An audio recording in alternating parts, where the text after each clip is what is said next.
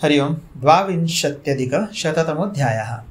श्रीकृष्ण बलभद्र और प्रद्युम्न का शोणितपुर के लिए प्रस्थान, गरुड़ का आहवनीय अग्नि को शांत करना, श्रीकृष्ण द्वारा अग्निगणों की पराजय, बाणासुर के सैनिकों के साथ श्रीकृष्ण आदि का युद्ध, त्रिशिरा ज्वर का आक्रमण और श्रीकृष्ण के साथ उसका युद्ध। वैशंपायन जी कहते हैं, जन्मेजय, तदनंतर नाना प्रकार के वाद्यों की ध्वनियों तथा शंखों के गंभीर घोषों के साथ सूत, मागध और बंदीजन उत्तम स्तोत्रों द्वारा भगवान की स्तुति करने लगे। ऊपर को मुख किए खड़े हुए मनुष्य उन्हें विजय सूचक आशीर्वाद देने लगे। उस समय भगवान ने सोम, सूर्य और शुक्र के समान तेजस्वी रूप धारण कर रखा था। राजन, तुम्हारा भला हो। आकाश में उड़ते हुए विनतानंदन गरुड़ का रूप भगवान श्री हरि के तेज से व्याप्त होकर अधिक शोभा पाने लगा। तदनंतर कमलनयन श्री कृष्ण 8 भुजाएं धारण करके बाणासुर का विनाश चाहते हुए पर्वत के समान विशालकाय हो अधिक शोभा पाने लगे। खड्ग, चक्र, गदा और बाण, ये 4 आयुध उनके दाहिने पार्श्व में खड़े थे। ढाल, धनुष्य, वज्र और शंख ये वाम पार्श्व में स्थित थे। उस समय शारंग धनवा भगवान श्री कृष्ण ने अपने सहस्त्रों सिर बना लिए और संकर्षण सहस्त्रों शरीर धारण करने लगे। श्वेत आयुध से युक्त अजय वीर बलराम शिखर युक्त कैलाश के समान शोभा पाते थे। वे गरुड़ के द्वारा यात्रा करते समय उदय काल के चंद्रमा की भांति प्रकाशित हो रहे थे। संग्राम में पराक्रम करने को उद्यत हुए महाबाहु प्रद्युम्न के शरीर में महात्मा सनत कुमार का स्वरूप प्रकट हो गया। बलवान गरुड़ अपने पंखों के बलपूर्वक संचालन से बहुसंख्यक पर्वतों को कंपित करते और वायु का मार्ग रोकते हुए चले। तत्पश्चात वायु से भी बढ़कर तीव्र गति का आश्रय ले गरुड़ तत्काल ही सिद्धों और चारण समूहों के शुभ मार्ग पर जा पहुंचे। उस समय बलराम जी ने रणभूमि में अनुपम शक्तिशाली श्री कृष्ण से इस प्रकार कहा, कृष्ण, हम लोग अपनी स्वाभाविक कांति से रहित हो अपूर्ववत कैसे हो गए?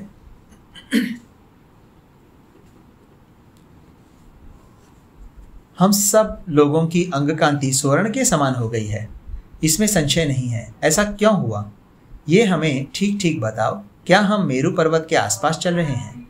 श्री भगवान बोले, शत्रुदमन, मैं समझता हूँ बाणासुर का नगर अब निकट ही है। उसकी रक्षा के लिए बाहर निकलकर यह अग्निदेव प्रज्वलित होते हुए खड़े हैं। भैया हलायुध, हम लोग आहवनीय अग्नि की प्रभा से आहत हैं। इसी से हमारी अंग कांति में यह परिवर्तन आ गया है। बलराम जी ने पूछा, श्री कृष्ण, यदि हम लोग शोणितपुर के निकट हैं और यदि इस अग्नि की प्रभा से आहत होकर हम लोग निष्प्रभ हो गए हैं, तो अब तुम स्वयं ही बुद्धि से सोचकर बताओ कि अब यहाँ क्या करने से हमारा हित होगा। श्री भगवान बोले, विनतानंदन, अब यहाँ जो आवश्यक कर्तव्य हो वह तुम ही करो। तुम्हारे द्वारा इस अग्नि के निवारण का उपाय कर लिए जाने पर मैं उत्तम पराक्रम प्रकट करूंगा। वैशंपायन जी कहते हैं, जन्मेजय, वसुदेव नंदन श्री कृष्ण का यह कथन सुनकर इच्छानुसार रूप धारण करने वाले महाबाहु गरुड़ ने अपने हजारों मुख बना लिए। तत्पश्चात वे महाबली विनतानंदन तुरंत ही गंगा जी के तट पर गए। वहां आकाश गंगा में उतरकर प्रतापी गरुड़ ने बहुत सा जल पी लिया और अग्निदेव के ऊपर जाकर वर्षा की। उस उपाय से बुद्धिमान विनता कुमार ने पूर्वोक्त अग्नि को बुझा दिया। फिर तो आहवनीय अग्निदेव शांत हो गए। आकाश गंगा के जल से आहवनीय अग्नि को शांत हुआ देख गरुड़ महान आश्चर्य में पड़कर बोले, अहो, अग्नि का बल तो अद्भुत है, क्योंकि वे महाप्रलय के समय तीनों लोगों को दग्ध कर सकते हैं। जैसे कि यहाँ इन्होंने बुद्धिमान श्री कृष्ण के रूप रंग में परिवर्तन ला दिया था, तथापि श्री कृष्ण के प्रभाव से आकाश गंगा द्वारा ये बुझ गए। मेरा तो यह विश्वास है कि श्री कृष्ण, संकर्षण और महाबली प्रद्युम्न, ये 3 वीर तीनों लोगों का सामना करने के लिए पर्याप्त है। तदनंतर आग बुझ जाने पर पक्षीराज गरुड़ अपने पंखों के बलपूर्वक संचालन से भयंकर एवं महान कोलाहल करते हुए आगे बढ़े। वहां उन्हें देखकर रुद्र के अनुचर अग्निगणों को बड़ा विस्मय हुआ। वे सोचने लगे, ये नाना रूपधारी भयंकर वीर गरुड़ पर चढ़कर किस लिए यहाँ आए हैं तथा ये तीनों पुरुष कौन हैं? इस प्रकार पर्वतों पर विचरने वाले वे अग्निगण किसी निश्चय पर नहीं पहुंच सके। अतः उन्होंने तीनों यादव वीरों के साथ युद्ध छेड़ दिया। युद्ध में आसक्त हुए उन अग्नियों का महान सिंहनाद प्रकट होने लगा। दहाड़ते हुए सिंहों के समान उनके उस महानाद को सुनकर बुद्धिमान अंगिरा ने अपने एक पुरुष को वहां भेजा। उन्होंने उससे कहा, जहां वो युद्ध हो रहा है वहां शीघ्र जाओ और वो सब कुछ देखकर शीघ्र लौट आओ। ऐसा कहकर उन्होंने बड़ी उतावली के साथ भेजा। तब बहुत अच्छा कहकर उस पुरुष ने महासमर में भगवान वासुदेव के साथ उलझे हुए अग्निगणों के उस वर्तमान युद्ध को देखा। वे सब के सब जातवेदा अग्नि थे। उनके नाम इस प्रकार थे, कलमाश, कुसुम, दहन, शोषण और महाबली तपन। ये स्वाहाकार विषयक 5 प्रख्यात अग्नि कहे गए हैं। इनके सिवा दूसरे महाभाग अग्नि भी अपने सैनिकों के साथ खड़े थे, जिनके नाम थे पिठर, पतक, स्वर्ण, श्वागाद और भ्राज। ये 5 स्वधाकार का आश्रय लेकर रहने वाले अग्नि कहे गए हैं। ये अग्नि भी वहां युद्ध कर रहे थे। इनके सिवा वषटकार के आश्रय में रहने वाले 2 महातेजस्वी और महामनस्वी अग्नि, जिनका नाम ज्योतिष्टोम और विभाग था, वह युद्ध कर रहे थे। इन दोनों के बीच में प्रमुख अग्नि महर्षि अंगिरा आग्नेय रथ पर आरूढ़ हो एक तेजस्वी बाण हाथ में लिए रणभूमि में प्रकाशित हो रहे थे। महर्षि अंगिरा को पहने बाण छोड़ते हुए वहां स्थित देख क्रोध में भरे हुए भगवान श्री कृष्ण बारंबार मुस्कुराते हुए से बोले, अग्नियों, तुम सब लोग खड़े रहो, मैं अभी तुम्हारे लिए भय की सृष्टि करता हूँ। मेरे अस्त्र के तेज से दग्ध होकर तुम स्वयं ही संपूर्ण दिशाओं में भाग जाओगे। यह सुनकर अंगिरा ने उस महासमर में क्रोधपूर्वक चमकता हुआ त्रिशूल हाथ में लेकर श्री कृष्ण पर धावा किया, मानो वे उनके प्राण लेने को उद्यत हों। श्री कृष्ण ने अपने तीखे अर्धचंद्रकार उत्तम बाणों से, जो यमराज के समान क्रूर और अंतक के समान प्राणहारी थे, उनके चमकते हुए त्रिशूल को काट डाला।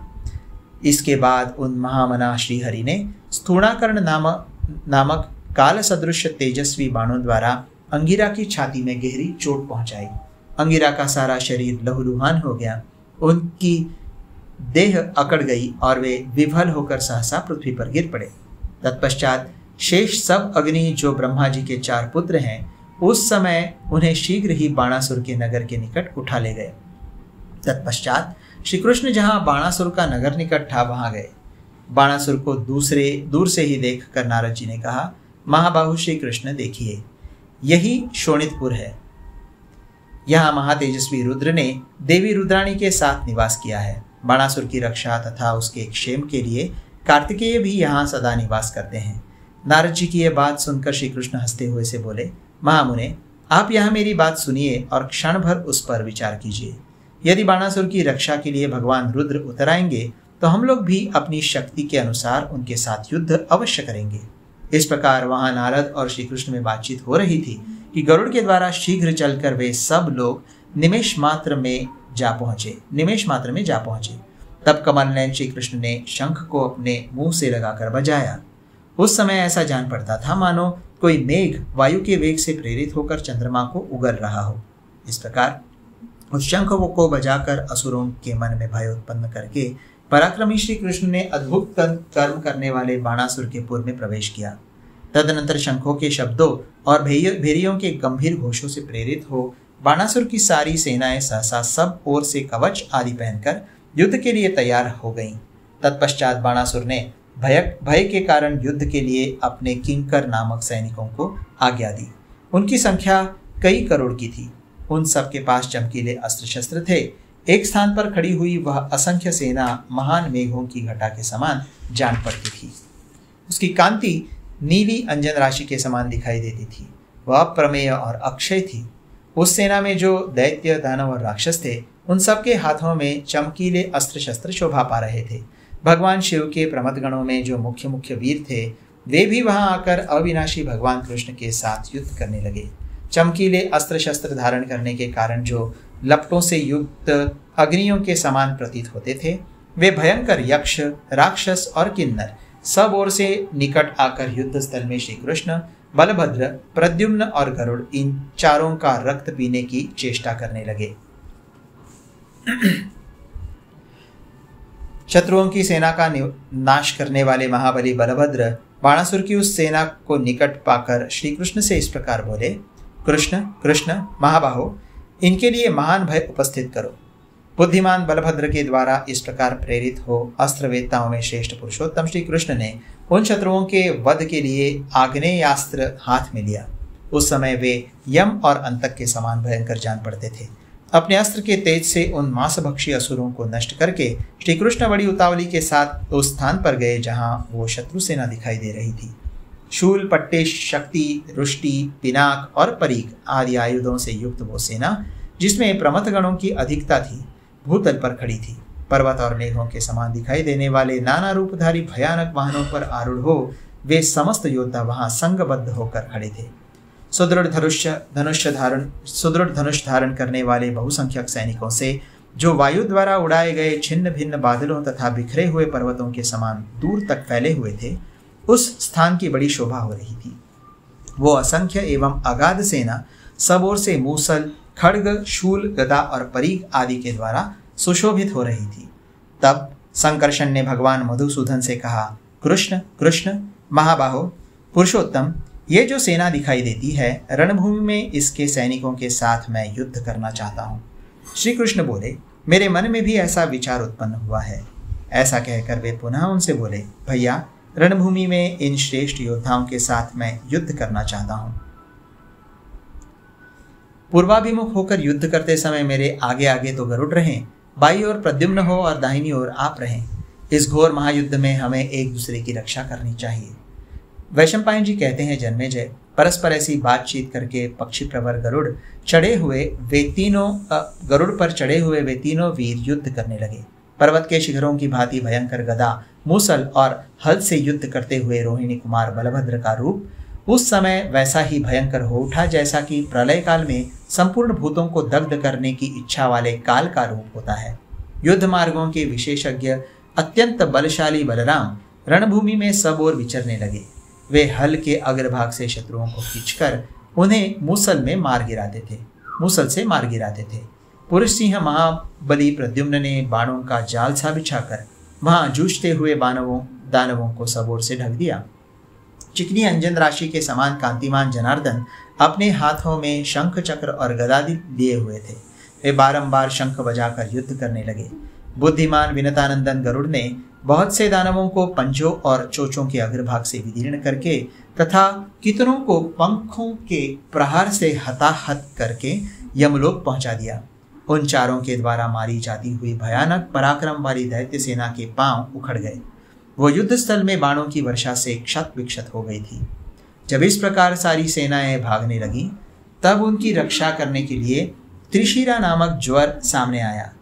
उसके 3 पैर, 3 सिर, 6 बाहें और 9 आंखें थी। भस्म ही उसका आयुध था। वह काल, अंतक और यम के समान भयंकर दिखाई देता था। जब वह सिंहनाद करता, तब गरजते हुए हजारों मेघों के समान प्रतीत होता था। उसकी आवाज वज्र की गड़गड़ाहट के समान जान पड़ती थी। वो बारंबार लंबी सांस खींचता और जम्भाई लेता था। उसका शरीर निद्रा से अत्यंत आकुल प्रतीत होता था। वो बारंबार घूमता और अपने दोनों नेत्रों से युक्त मुख को व्यथा से व्याकुल बना लेता था।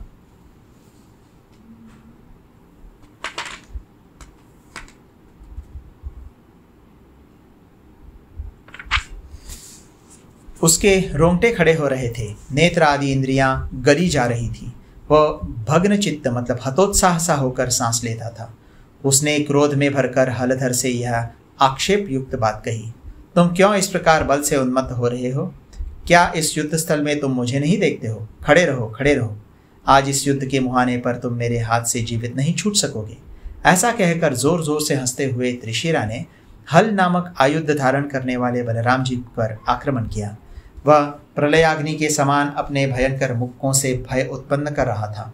रोहिणी कुमार बलभद्र वहां संग्राम में सहस्त्रों पैंतरे बदलते हुए शीघ्रतापूर्वक विचर रहे थे, अतः कहीं उनका ठहरना उससे नहीं दिखाई दिया। तब उस अप्रतिम बलशाली ज्वर ने बड़ी फुर्ती से उनके ऊपर भस्म फेंका, जो उनके पर्वताकार शरीर में छाती पर जाकर गिरा। वह भस्म उनकी छाती से मेरु पर्वत के शिखर पर आ गिरा। वहां गिरते ही वह प्रज्वलित हो उठा और उसने उस पर्वत शिखर को विदीर्ण कर डाला। जो भस्म उनके वक्षस्थल पर शेष रह गया, उतने ही से श्री कृष्ण के बड़े भैया जलने लगे। वे बारंबार सांस और जम्भाई लेने लगे। उनका शरीर निद्रा से अत्यंत अभिभूत हो गया। वे बारंबार नेत्रों से व्याकुलता प्रकट करने और चक्कर काटने लगे। उनके शरीर में रोमांच हो गया। उनकी नेत्र आदि इंद्रियां गलने लगी। वे विक्षिप्त चित्त से होकर लंबी सांस खींचने लगे। उस समय हलधर ने हतोत्साह एवं अचेत होकर श्री कृष्ण से कहा, कृष्ण कृष्ण महाबाहो, मैं जल रहा हूँ, मेरा भय दूर करो। तात, मेरे शरीर में सब ओर से जलन हो रही है, मुझे किस तरह शांति प्राप्त हो। अमित तेजस्वी बलदेव ने जब ऐसी बात कही तब प्रहार करने वालों में श्रेष्ठ श्री कृष्ण ने उनसे हंसकर कहा, भैया डरो मत। ऐसा कहकर श्री कृष्ण ने बड़े स्नेह के साथ हलधर को हृदय से लगाया। फिर तो वे तत्काल ही उस दाह से मुक्त हो गए। बलराम जी को वहां ज्वर जनित दाह से मुक्त करके अत्यंत कुपित हुए वसुदेव नंदन मधुसूदन ने उस समय उस ज्वर से कहा, श्री भगवान बोले, ज्वर आओ आओ, युद्ध करो। तुम्हारी जो शक्ति है और तुम में जो पुरुषार्थ है वह सब हमें महासमर में दिखाओ। उनके ऐसा कहने पर उस महाबली ज्वर ने अपनी दोनों दाहिनी भुजाओं से उनके ऊपर वह महान भस्म फेंका जिसके भीतर ज्वाला छिपी हुई थी। उस भस्म से 2 घड़ी के लिए प्रहार करने वालों में श्रेष्ठ भगवान श्री कृष्ण का सारा शरीर जल उठा, किंतु फिर वह आग अपने आप बुझ गई। तब उस त्रिशिरा ने अपनी 3 सर्पाकार भुजाओं से श्री कृष्ण के कंठ में प्रहार किया और एक मुक्के से उनकी छाती पर चोट की। फिर श्री कृष्ण भी उस ज्वर को पीटने लगे। उस महायुद्ध में ज्वर और महातेजस्वी श्री कृष्ण दोनों पुरुष सिंहों में भयंकर मुष्टि का प्रहार होने लगा। उसका शब्द पर्वतों पर गिरती हुई बिजलियों की गड़गड़ाहट के समान प्रतीत होता था। श्री कृष्ण और ज्वर दोनों में भुजाओं के आघात से अत्यंत भयंकर युद्ध हो रहा था। ऐसे प्रहार करना चाहिए, यह शब्द वहां बड़े जोर जोर से सुनाई देता था। इस प्रकार उन दोनों महात्माओं में 2 घड़ी तक परस्पर युद्ध चल रहा था।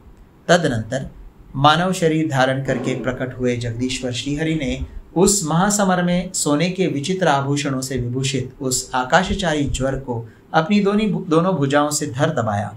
उस समय ऐसा जान पड़ता था कि वे जगदीश्वर सारे संसार का संहार कर डालेंगे।